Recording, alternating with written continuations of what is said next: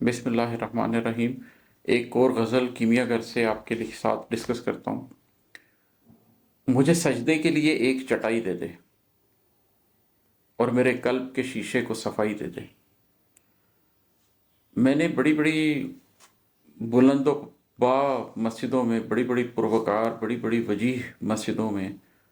نماز پڑھی ہے، لیکن اگر کبھی آپ کو اتفاق ہوا ہو کہ آپ کسی گاؤں سے گزر رہے ہوں، آپ کسی ویران علاقے سے گزر رہے ہوں، کسی چھوٹی سی بستی سے گزر رہے ہوں، اور وہاں پر آپ کو کوئی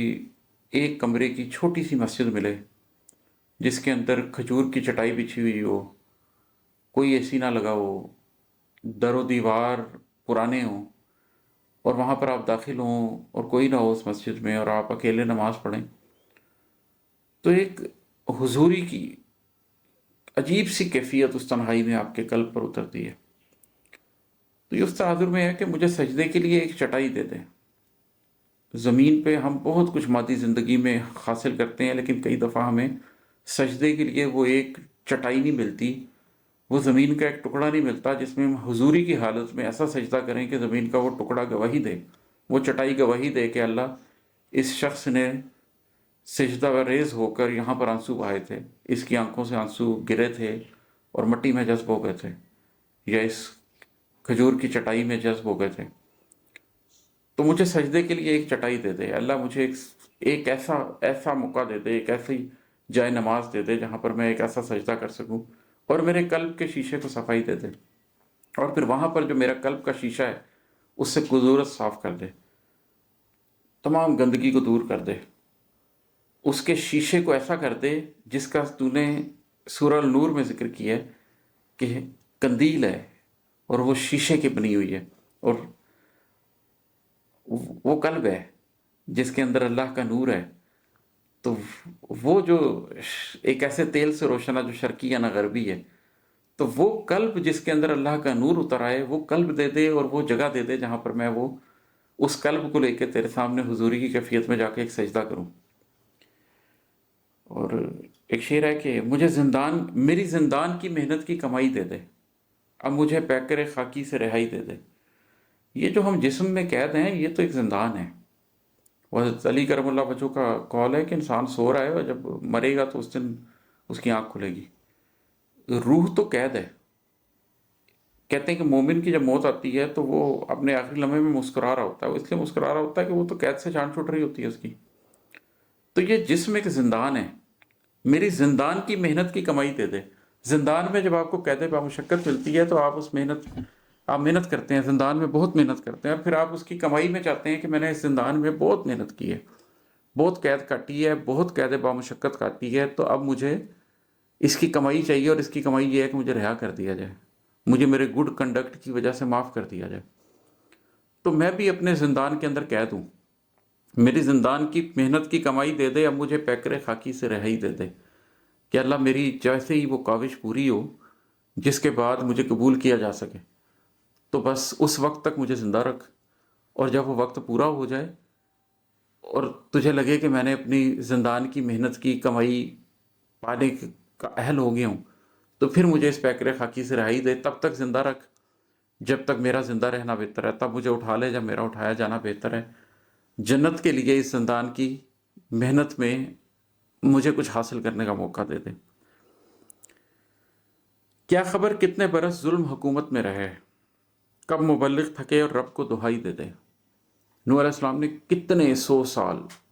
سو سال اپنی قوم کو تبلیغ کی،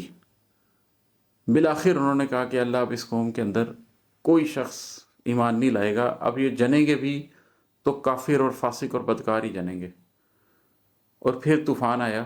اور اللہ نے اہل ایمان کو بچا لیا۔ تو کیا خبر کتنے برس ظلم حکومت میں رہے، جو لوگ ظلم کر رہے ہیں، جو لوگ کفر شرک فسق کر رہے ہیں، ان کو اس بات کا احساس ہونا چاہیے کہ جتنے مرضی برس حکومت میں رہ لے، کبھی نہ کبھی تو وہ لمحہ آتا ہے جب اللہ کی طرف سے اذن ہو جاتا ہے کہ اب یہ لوگ ایمان نہیں لائیں گے، کشتی بناؤ اور نکل جاؤ، کشتی بناؤ اور بچ جاؤ۔ تو وہ تمام لوگ جو اہل ایمان ہیں ان کو اللہ کے اذن کا انتظار کرنا چاہیے، اور وہ تمام لوگ جو ایمان پر نہیں ہے ان کو یہ اندازہ ہونا چاہیے کہ ظلم کی حکومت نے بالآخر ختم ہونا ہے۔ آدم خاکی کی ذریت کم مایہ ہوں میں، آدم خاکی کی ذریت کم مایہ ہوں میں، تو میرے قلب کو نور خدائی دے دے۔ آدم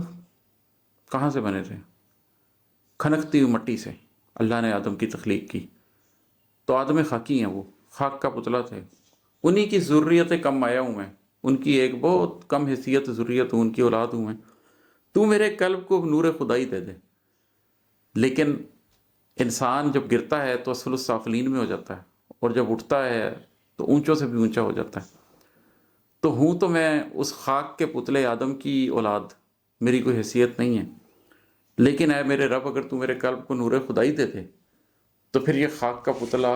یہ بشر ترقی کر کے کہاں تک جا سکتا ہے۔ تو یہ ایک دعا ہے کہ آدم خاکی کی ذریت کم مایہ ہوں میں، تو میرے قلب کو نور خدائی دے دے۔ میرے کانوں نے سنے ہیں کئی اسرار نہاں، میرے کانوں نے سنے ہیں کئی اسرار نہاں، ان میں ایک آدھ تجھے کاش سنائی دے دے۔ اب اس شعر کی میں کیا تشریح کروں؟ آپ اپنے قلب کو زندہ کرنے کی اور اپنے نفس کو مارنے کی کوشش کریں، اللہ نے کچھ طریقے بتائے ہیں، کچھ اوقات بتائے ہیں، فجر کے بعد کے قرآن کا ذکر کیا ہے، تہجد کے وقت کا ذکر کیا ہے، طیب رزق کھانے کا ذکر کیا ہے۔ یہ تو دروازے ہیں جہاں سے داخل ہوتے ہیں، جب آپ ان دروازوں سے داخل ہوتے ہیں تو آپ پر رفتہ رفتہ قلب کے اسرار کھلنے لگتے ہیں۔ یہ اسرار نہ کسی کو سنائے جا سکتے ہیں، نہ سنانے چاہیے، اور جو لوگ یہ سنانے کی کوشش کرتے ہیں وہ غلط کرتے ہیں۔ ان کا دروازہ سب کو دکھانا چاہیے، بجائے اس کے کہ یہ بتایا جائے کہ روحانی طور پر کیا حاصل ہوتا ہے، یہ بتانا چاہیے کہ وہ کیسے حاصل ہوتا ہے۔ میرے کانوں نے سنے ہیں کئی اسرار نہاں، ان میں ایک آدھ تجھے کاش سنائی دے دے۔ میں اپنی تمام کتابوں میں جو پوری بات کرتا ہوں اس کے پیچھے اصل میں راز ہی یہ ہے، چاہے میں فوڈ کی پیورٹی کی بات کر رہا ہوں، طیبات کھانے کی بات کر رہا ہوں، چاہے میں رات کے جاگنے کی بات کر رہا ہوں، چاہے میں عبادت کی بات کر رہا ہوں، چاہے میں حقوق انسان کی بات کر رہا ہوں جس کو آپ بشر کے حقوق بولتے ہیں،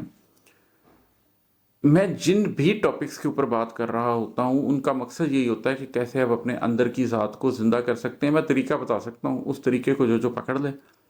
انشاءاللہ تعالیٰ اس کے اوپر بھی قلب کے اسرار کھلتے چلے جاتے ہیں۔ یہ ہوتا کیسے ہے، چلیں ایک طریقہ اگلے ہی شعر میں بتا دیتا ہوں۔ موتقف ہوتا چلا جاتا ہے اپنے اندر،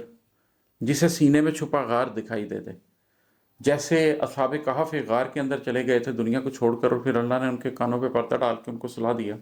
اسی طرح میٹافوریکلی آپ کو بھی اس دنیا سے اپنے آپ کو کھینچ کر اپنے سینے کے اندر چھپے ہوئے اس غار کو، جس کو قلب کہتے ہیں، اس کو دیکھنا چاہیے، اور اس غار کے اندر جا کے موتقف ہو جانا چاہیے۔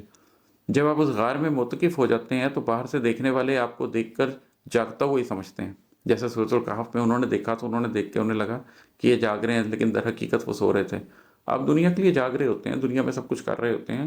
اٹھنا بیٹھنا چلنا پھرنا معاش سب کچھ چل رہا ہوتا ہے،